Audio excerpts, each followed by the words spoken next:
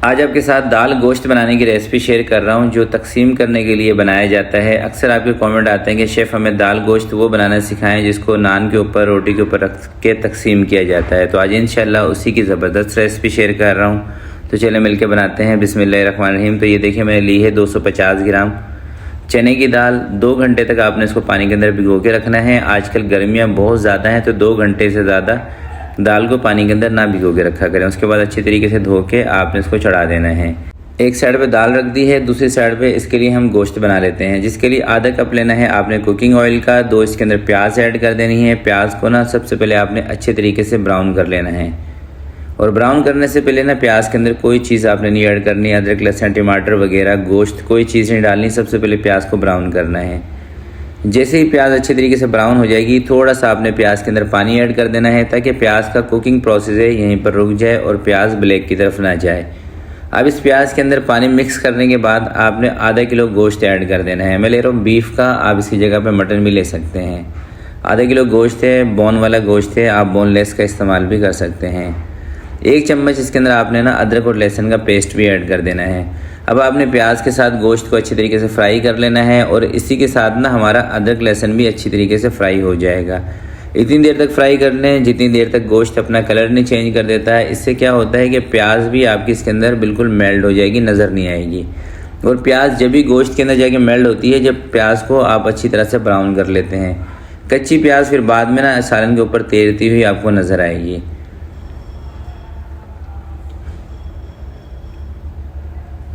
जब अच्छी तरह से आप गोश्त को फ्राई कर लेंगे उसके बाद आपने 2 छोटे साइज़ के टमाटर कटिंग करके इसके अंदर ऐड कर देने हैं। 1 चम्मच कुटी हुई लाल मिर्च का इसके अंदर आपने ऐड कर देना है। हल्दी पाउडर आधा चम्मच, धनिया पाउडर ये भी आधा चम्मच, ज़ीरा पाउडर ये भी आधा चम्मच, हरी मिर्चों का पेस्ट 1 चम्मच आपने इसके अंदर ऐड कर देना है। थोड़ा सा पानी डाल देना है ताकि मसाले ना जलें। दूसरी साइड पर आप देख रहे हैं कि दाल को मैंने हल्की आँच पर रखा हुआ है। तो चने की दाल हो चाहे चने हो, ये दोस्तों हल्की आंच पे गलते हैं सही। अगर आप तेज़ चूल्हे पे इसको जब भी गलाएंगे ना तो क्या होगा, चने हो चाहे दाल हो इसका पानी खुश्क हो जाएगा और दाल नहीं गलेगी। तो हल्की आंच पे गलाया करें। हो सके तो कवर लगा दें या कवर हटा के भी आप इसको हल्की आंच पे रखेंगे, 10-15 मिनट में दाल गल जाएगी। तो अब इसके अंदर मैं आधा चम्मच कश्मीरी लाल मिर्च और नमक पहले हमने नहीं डाला था इसलिए आधा चम्मच इसके अंदर नमक ऐड कर रहा हूँ। कश्मीरी लाल मिर्च इसके अंदर इसलिए मैंने ऐड की है, इससे कलर ना सुर्ख आएगा, एक अच्छा सा कलर आएगा हमारे सालन के अंदर, तो इसलिए कश्मीरी मिर्चों का इस्तेमाल किया जाता है। अगर आपके पास कश्मीरी मिर्चें नहीं होती हैं तो आप स्किप कर दिया करें, कोई मसला नहीं है। अब इसकी ना हमने अच्छे तरीके से भुनाई कर लेनी है। दूसरी साइड पे दाल के ऊपर ये जो झाग आए हुए हैं इसको भी मैं हटा रहा हूँ ताकि झाग हटा के दाल हल्की आंच पे गलती रही हमारी। और ये जो गोश्त है इसको आपने अच्छी तरह से भून लेना है, क्योंकि टेस्ट जो है ना जब आप इसकी अच्छी तरीके से भुनाई करेंगे यहीं से इसमें से टेस्ट निकल के आना है। अच्छे तरीके से भूनने के बाद थोड़ी सी आपने इसके अंदर दही भी ऐड कर देनी है, आधा कप या आधे कप से भी थोड़ी सी कम ऐड कर दे। दही को फेंट कर दही डाल के दोबारा से आपने इसकी भुनाई करनी है दही के साथ।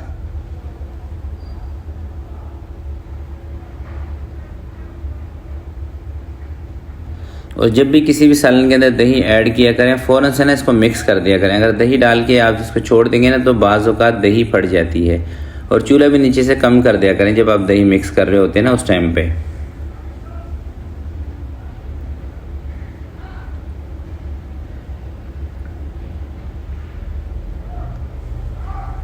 तो दही डाल के इसकी अच्छी तरह से मैंने भुनाई कर ली है। अब इसके अंदर मैं शामिल कर रहा हूँ 2 कप पानी के, 400 ml के करीब तकरीबन पानी बनेगा। और अब इसके ऊपर हम लगाएंगे कवर और इस गोश्त को ना 50 से 60 मिनट के लिए हल्की आंच पे छोड़ देंगे।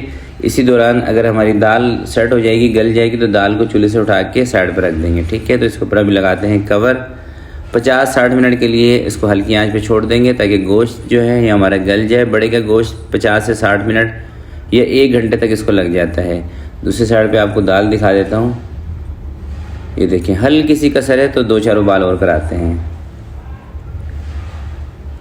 तो तकरीबन 1 घंटे तक गोश्त को पकाने के बाद अभी ना मैंने गोश्त को चेक कर लिया था तकरीबन 10 मिनट पहले, तो गोश्त हमारा माशाल्लाह से बेहतरीन गल चुका है। जब गोश्त गल जाएगा, दाल गल जाएगी, फिर आपने दाल को उठा के गोश्त में डालना है। ठीक है, कच्चे गोश्त के अंदर आप दाल डाल देंगे तो गोश्त नहीं गलेगा, मेरी बात याद रखिएगा, और दाल बिल्कुल हलवा बन जाएगी। और यहाँ पर एक चीज़ मैं आपको और बता देता हूँ, अगर दाल के अंदर पानी ज़्यादा हो तो थोड़ा सा पानी कम करके गोश्त के अंदर ऐड करें। अगर हल्का फुल्का पानी है, जैसे मैंने जो दाल उबाली थी उसके अंदर, फिर पानी के साथ ही आपने दाल को गोश्त में डाल देना है, ठीक है। क्योंकि अभी दोबारा से हमने इसको तकरीबन 15-20 मिनट के लिए पकाना है दम वाले फ्लेम पे। उससे क्या होगा कि ये जो पानी आपको अलग अलग नज़र आ रहा है ना, ये चीज़ नहीं आएगी, ठीक है। साथ में थोड़ा सा धनिया भी आपने डाल देना है और थोड़ी सी कसूरी मेथी। दोनों चीज़ें ना खुशबू के लिए ज़बरदस्त हैं, ठीक है। तो कवर लगाते हैं, 15 से 18 मिनट दम वाले फ्लेम पे इसको दोबारा से कुक करते हैं। दाल डालने के बाद तकरीबन 20 मिनट तक इसको मैंने पकाया था। अब देखें दाल बिल्कुल हमारी अच्छी तरीके से गल चुकी है, गोश्त भी माशाल्लाह से रेशम की तरह नरम मुलायम हो चुका है। लास्ट में आपने क्या करना है कि हाफ़ टी स्पून घर का बना हुआ गरम मसाला इसके अंदर ऐड कर देना है। इससे खुशबू बहुत ज़बरदस्त हो जाएगी और आप इसका टेक्सचर देखें माशाल्लाह से। इसके ऊपर ना आपको तेल भी नज़र नहीं आ रहा, उसकी रीज़न ये है कि दाल हमारी बहुत अच्छे तरीके से गल चुकी है। और इस तरह से अगर आप बनाएंगे इंशाल्लाह टेस्ट में इतनी ज़बरदस्त ये बनेगी ना दाल गोश्त, आपको मज़ा आ जाएगा। और अगर आपने इसको तकसीम करना हो तो उसके लिए नान जो होते हैं बाज़ार वाले, तंदूरी रोटी होती है, उसके ऊपर दाल डाल के गोश्त डाल के इसको इसके पैकेट बना के तकसीम किया जाता है। वो भी मैं आपको ज़रा 1-2 नान के साथ दिखा भी दूँगा। तो अगर आपको तकसीम करने का आपका ज़हन हो, आप इस तरीके से इसको तकसीम भी कर सकते हैं। तो बेसिकली ये दाल मैंने बनाई है तकसीम करने के हवाले से ही, क्योंकि काफ़ी सारे आपके कमेंट आ रहे थे और स्पेशली मेरी एक बहन का कमेंट भी आया था कि शेफ़ हमें ये चीज़ सिखाएं, तो ये रेसिपी ख़ासकर उनके लिए है। तो सबसे पहले आपको थोड़ा सा करीब से मैं एक बर्तन में निकाल के दिखा रहा हूँ, देखिए माशाल्लाह से। और ये कोई 4-5 मैंने नान मंगा लिए हैं। इसके ऊपर थोड़ी सी दाल और एक बोटी आपने रख देनी है और इसको आपने पैक कर देना है। तो आज के लिए इतना ही। उम्मीद करता हूँ आज की ये रेसिपी आपको पसंद आई होगी। वीडियो दोस्तों अगर आपको अच्छी लगे तो प्लीज़ आपने इसको लाइक ज़रूर करना है और दोस्तों के साथ शेयर करना है। तो आपसे मिलते हैं किसी नेक्स्ट वीडियो में। तब तक के लिए अपना बहुत सारा ख्याल रखिएगा, अपने वालिदैन का ख्याल रखिएगा। अल्लाह हाफिज़।